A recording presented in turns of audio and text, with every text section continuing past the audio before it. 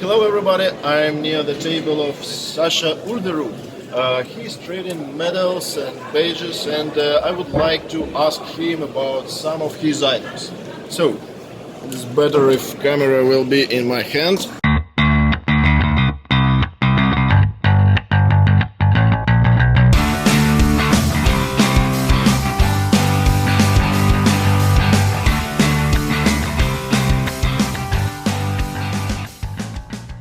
Hello, Sasha. Hey, Alex. Nice to meet you. Nice to meet you too.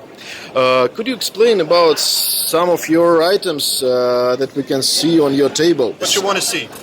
On the first, I would like to ask this famous cross. Okay. What you see here is a Knight's Cross of the Iron Cross. Estimated there were like 7,000 given to soldiers during World War II. This is a Schickel cross made by Otto Schickel. It's a very rare marker and it's hard to get. There are a few on the market and now we got one here with a long ribbon and in a very good condition. Yeah, it looks perfect. And how much is it in this condition? 11,000 euros because it's so rare. Yeah, and with original... It's original ribbon, you can see that here. So it was somehow sewn together, so it fits around the neck of the soldier who had it during the war. Okay, it's interesting. And there is a stamp here, and you can see on your screens the pictures of the stamps. This is the only one with 800 stamp. Normally they don't have it. This one has one, so it's a rare item. Okay, thank you. And next item I would like to ask is L52 German cross. Okay. German cross and gold is like also a very famous German award. It's between the Iron Cross and the Knight's Cross, an award who gets soldier for bravery. They got it. And normally you got find on the market with a stamp number 1 or number 20. But not very often L52 because they are also very rare and hard to get and so they are very expensive. The condition is always a problem because of the wear on the uniform. You have sometimes problems here with the enamel and it's broken, but in this condition it's very good. But the rarity makes the price, so it's like 3,200. And what is the regular price in the same conditions? With the stamp 20. Oh, it's about 2,100 maybe. That's a good price normally. With the same condition? Or? Same condition, yes. Okay. Next item, not often seen, this pilot badge. It's pilot observer, Right. As I see. Yeah, we have here a pilot and observer badge. You can see it always with the golden breath and the silver eagle. If it's only a pilot badge, you have the silver eagle and the silver breath, but it's gold. It's called pilot and observer, like a pilot on a Bf 109 or Focke-Wulf 190. It's like the pilot flew all the way alone, so he was the pilot and he was the observer because he was alone. So they got the so-called Doppler badge. Okay. This one is in good condition. It's made by Junker. Junker is one of the famous maker of World War II Air Force or Luftwaffe awards. So this is a really high price item. And how much is it? I think this is by 4,000 euros. And it's quite rare. This really nice badge, and it costs 4 times more than normal pilots. But rarity is much more than 4 times. Yes. Because a lot of normal pilots was in Luftwaffe, and this is very rare, That's guys. right. Very rare. Yeah. So, next badge I would like to ask is paratrooper Of the army. Yes. Because in the start, paratroopers was not in Luftwaffe, they was in here, in army. They were in the army, right. They started up in the army with the first paratrooper tests, and later on the Luftwaffe took all the paratroopers in their Luftwaffen groupings or regiments. They call it Fallschirmjäger regiments. And so just a few of the army paratroopers got this badge, the army paratrooper badge. And so this is really rare because after the Luftwaffe got all the paratroopers, the Fallschirmjäger, they got a different badge, the Luftwaffe badge. So this is hard to find and very rare. And this one in zinc. Yes, there are some in Tombak, but the zinc they are always hard to find. In Leningrad area, on the paratroopers' positions, my friend found this type of badge, but in aluminium. Really? And yes, and it was interesting thing. This eagle has been removed. Wow. Yeah, it was period removed in 1941. Yes. It's interesting. Next two items, I would like to ask to show us these two numbered badges. 50 and 75. Okay. Attack. The general assault badges were for the ground troops, not for the infantry, but ground troops like Sturmgeschütz soldiers and normal fighting soldiers. And they got their normal award after 3 attacks in the front line. But some made like 10 and 15 attacks, and somehow they needed a new award with the number, and so they built the 25, the 50, the 75, and the 100. So they are extremely hard to fight because the soldiers normally didn't survive so much attacks.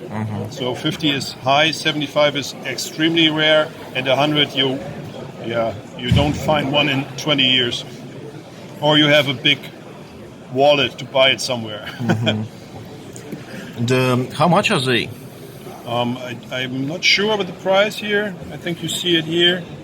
It's 5,950 euros. About It's a 75. And this one, the 50, is about 4,750. Is it Junker? It's a Junker. Yeah, this depends on the marker. You have JFS and Junker, and always the Junker, again, like the pilot and observer badge, it's always more expensive. It's like the Mercedes under the badges, from the badges, right? And it's important for all antique things, for all antique stuff, original, complete of the badges, of the daggers and other. These badges consist from a lot of parts. Are these all badges are in original construction? Yes. Perfect. It's So, hard to find all original Yeah. things. And please tell us how to recognize the originality of the badges of the awards. No problem. I take another badge here and show it to you. It's not that hard. For example, we have a normal assault badge here, ground assault badge. So if you see it somehow, let's remove the. Okay. If you start with a badge, the first thing you check out if it's original or not. Check the eagle's head, for example, and how is the making of the front side. Because in World War II, the metal factories made only perfect work. So if there is a mistake in here somewhere, you see that and it's like a warning signal. That's the first thing you have to do. If the front side is okay, you turn it around and check the hook and the needle.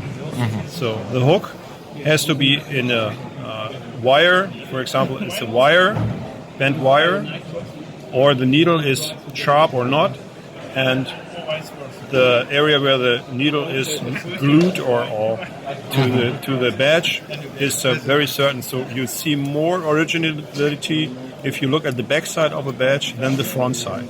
It's always best way to start off checking the back side, and this is okay. Checking the front side, it's okay.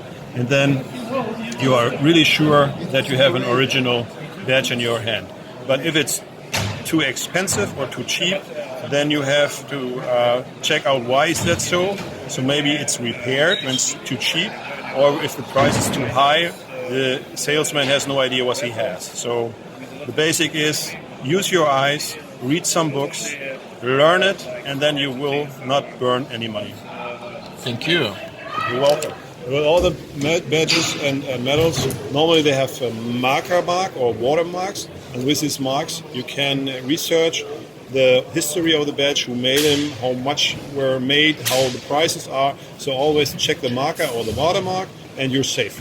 Next question I would like to ask is, what do you think about prices on the market? About prices on the market of awards, for example. Okay. This is your main theme. The prices are they were going up the last 10 years because a lot of people start collecting medals and badges from World War II. And then it's every year it's a little bit different. One year the Luftwaffe badges are very high priced. Another year the Knight's Crosses, and it's like a curve going up and down. But the prices are going up every year, like about 10% up. And really high prices are with extremely good condition and rare marker. That's it's rising. Prices are rising. The badges price, they're going up every year. So it's a good investment, better than gold. I would like to ask a couple more questions about your experience. In what time you start to collecting?